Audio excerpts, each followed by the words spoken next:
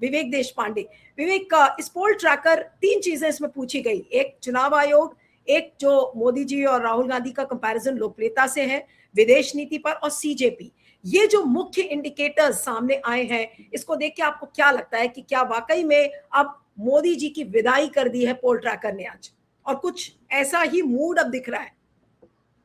राजनीतिक विदाई, राजनीतिक विदाई, आई करेक्ट माई सेल्फ, राजनीतिक विदाई। जी नहीं, ठीक है, नहीं बराबर है वो। सब चाहते हैं कि अभी मोदी जी का जो टेन्योर है वो बहुत ज्यादा हो गया, 12 साल बहुत ज्यादा इस देश ने सहन किया है, अब इससे ज्यादा सहन नहीं कर सकते। तो जल्द से जल्द रवानगी हो जाए और कुछ बदलाव आ जाए, कुछ भी फ्रेश एयर आ जाए, सब सभी लोग चाहते हैं। और ये जो पोल ट्रैकर का आपका जो भी निष्कर्ष है वो बहुत सबको एंथुसियास्टिक करने के लिए काफी है। जिस तरह के नतीजे इस पोल ट्रैकर के सर्वे में आए हैं वो अपेक्षाकृत है, मतलब हमारी अपेक्षा है वो,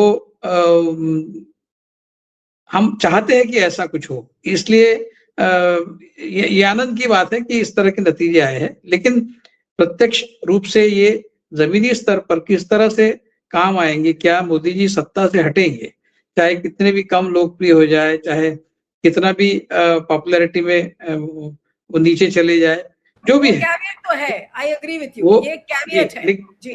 लेकिन सेंटीमेंट तो उनके खिलाफ है। और मुझे ये लगता है कि पोल ट्रैकर के सर्वे की भी जरूरत नहीं, हम लोग भांप सकते हैं जो जमीन पर हो रहा है, हम देख सकते हैं। मतलब ये पोल ट्रैकर ये सिर्फ कंफर्मेटरी टेस्ट है। हमारा जो अंदाज है, हमारा जो सिक्स्थ सेंस हमको बताता है, जितना इतने साल का जर्नलिज्म है, इतने साल का अभ्यास जो हमने किया है, उसके ऊपर से तो बिल्कुल ये लग ही रहा था कि जमीनी स्तर पर भाजपा, मोदी और संघ परिवार, ये सारों की जमीन जो है पैरों तले जमीन खिसकती जा रही है। ये हमको दिखाई तो नहीं रहा था, लेकिन प्रत्यक्ष जब साइंटिफिकली कोई स्टडी करता है, कोई अभ्यास करता है, सर्वे करता है, और उसमें से जो तथ्य सामने आते हैं वो अगर इस बात को कंफर्म करते हैं, तो इसका मतलब ये है कि सच्चाई बिल्कुल उसी दिशा में है जिस दिशा में ये इंगित कर रहा है। तो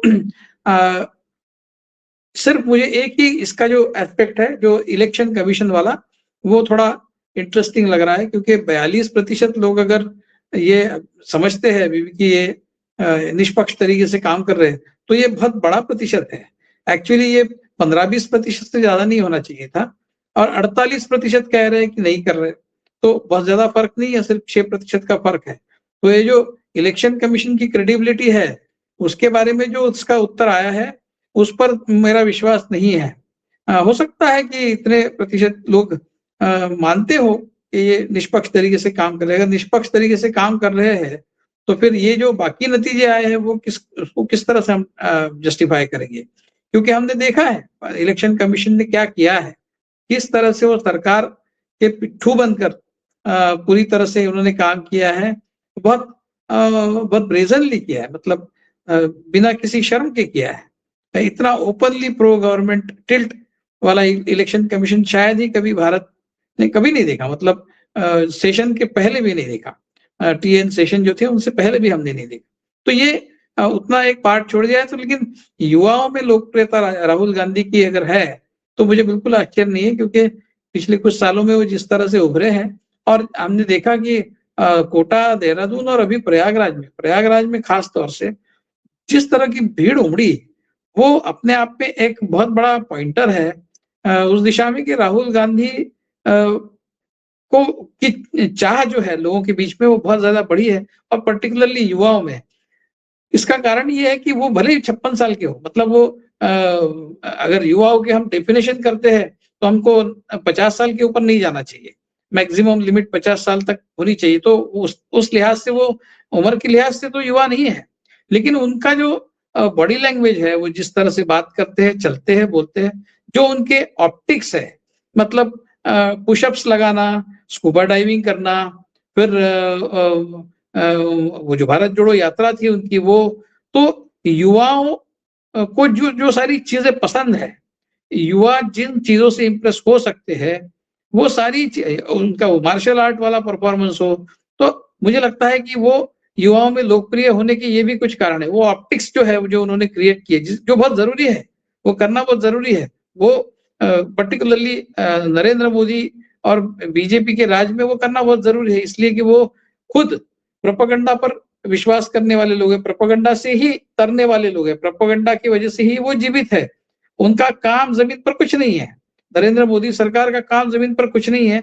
केवल वो जिसको उन्होंने कभी रेवड़ी कहा था, वो रेवड़ी खुद ही फिर बहुत ज्यादा बहुत बड़े प्रोपोर्शन में उन्होंने खुद रेवड़ियां बांटी है। उसके वजह से वो थोड़ा बहुत जमीन पर टिके हैं। वरना जो एक सरकार के जो काम होते हैं, सरकार को जिस तरह से काम करना पड़ता है, बिल्कुल कोई परफॉर्मेंस अगर आप देखें नरेंद्र मोदी सरकार का किसी फील्ड में कोई परफॉर्मेंस नहीं है। तो उसके चलते वो जो रेवड़ी बांटने का काम है, उसके चलते जो पॉपुलैरिटी बची है उतनी ही बची है। बाकी उनका जो पर्सनैलिटी कल्ट था, जो एक हिप्नोटिज्म था, उनके पर्सनैलिटी का जो एक प्रभाव था, वो खत्म हो गया। मैं हमेशा कहता हूं कि नरेंद्र मोदी ये भारतीय राजनीति के पहले पॉलिटिकल बाबा है। वो पॉलिटिशियन नहीं है, वो पॉलिटिकल बाबा है।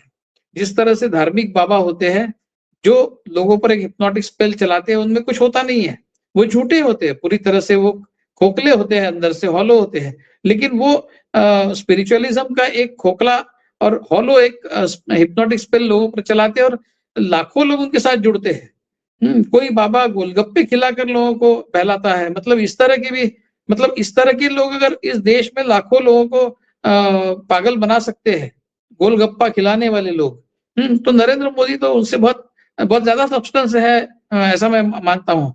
तो ये पॉलिटिक्स में बाबागिरी पहली बार इस देश ने देखी है।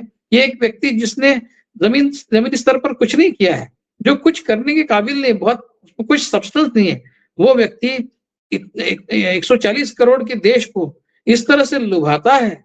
मतलब एक 12 साल का स्पेल जो है, इतना हिप्नोटिज्म वो अपना अपना देश में चलाता है। हालांकि वो हिप्नोटिज्म केवल एक 33-38% लोगों पर ही चला है। वो क्रिटिकल मास जो चुनाव जीतने के लिए आवश्यक है, उतना ही है। लेकिन अब मैं मानता हूं कि ये जो पॉपुलैरिटी रेटिंग आई है, उससे ये भी मुझे प्रतीत हो रहा है कि जो 33% या 38% जो मैक्सिमम जीत पाए हैं आज तक, उसमें से भी बहुत सारे लोग उनसे दूर गए होंगे। मतलब ये पॉपुलैरिटी रेटिंग वही दिखाता है, ये सर्वे जो है वही दिखाता है। क्योंकि कुछ सालों पहले हमने देखा है राहुल गांधी नरेंद्र मोदी से नीचे थे इन सारे रेटिंग में। अब पिछले 3-4 साल में इतना फर्क पड़ा है, और इतना अगर पॉपुलैरिटी राहुल गांधी का बढ़ा है, इसका मतलब बीजेपी के प्रति श्रद्धा रखने वाले जो लोग हैं, उतने छोड़ दिए जाए तो बीजेपी से जुड़े हुए जो नव हिंदुत्ववादी है 2014 के बाद, वो छिटक कर अभी शायद अपोजिशन की तरफ, पर्टिकुलरली कांग्रेस की तरफ आए हैं, ऐसा मानने के लिए जगह है। तो कुल मिलाकर जमीन जमीन पर स्थिति तो बहुत अच्छी बनी है। अगर इलेक्शन हो जाता है और लेवल प्लेइंग फील्ड के साथ हो जाता है, तो कोई वो तो 2024 में भी वो सत्ता से बाहर हो सकते थे अगर लेवल प्लेइंग फील्ड होता तो। वो तो उसमें विश्वास ही नहीं करते। चुनाव होगा या नहीं, ये भी तो अभी सवाल है। अगर इस तरह से पॉपुलैरिटी के सर्वेज आते गए और एक के बाद एक ऐसे दो तीन सर्वेज आए और उसमें ये बात कंफर्म हुई कि राहुल गांधी ही आगे है, तो मुझे बहुत डर है कि 2029 का चुनाव भी नहीं होगा। ये भी हो सकता है। और मैनिपुलेशन में एक लिमिटेशन होता है। मैनिपुलेशन, आप 8 वोट आपको चाहिए तो आप और आपको 3 ही मिल रहे तो आप 5 नहीं जोड़ सकते उसमें। 5 है तो 3 जोड़ सकते हैं, लेकिन अगर आपके पास 3 ही वोट आ रहे हैं लेजिटिमेटली, तो उसमें 5 वोट जोड़ के आप 8 नहीं कमा सकते। इतना मैनिपुलेशन इलेक्शन में नहीं होता है। अगर इतनी इतनी घटौती हुई है बीजेपी के पॉपुलैरिटी में, तो ये मैनिपुलेशन से भी साध नहीं सकेंगे जीत। मुझे लगता है फिर ऐसे स्थिति में वो क्या करेंगे, ये बहुत बड़ा सवाल है। 2029 में वो क्या करेंगे? क्या वो चुनाव लेंगे? अगर चुनाव लेंगे तो किस तरह से लेंगे? नहीं लेंगे तो वो क्या करेंगे? तो ये पॉपुलैरिटी रेटिंग एक तरह से हमारे लिए एक वार्निंग भी है कि ये बीजेपी के लिए दूसरा कुछ बहुत ड्रास्टिक करने का एक संकेत भी दे रहा है कि अगर चुनाव होंगे तो राहुल गांधी प्रधानमंत्री बनेंगे और फिर इन सब की रवानगी हो जाएगी शायद जेल में, जो इन्होंने किया है 12 साल में। इसलिए वो तो नहीं होने देंगे। फिर वो क्या करेंगे, ये सवाल है। और उस सवाल के बारे में सोचना ये अभी देश का, समाज का और अपोजिशन का काम है। जी।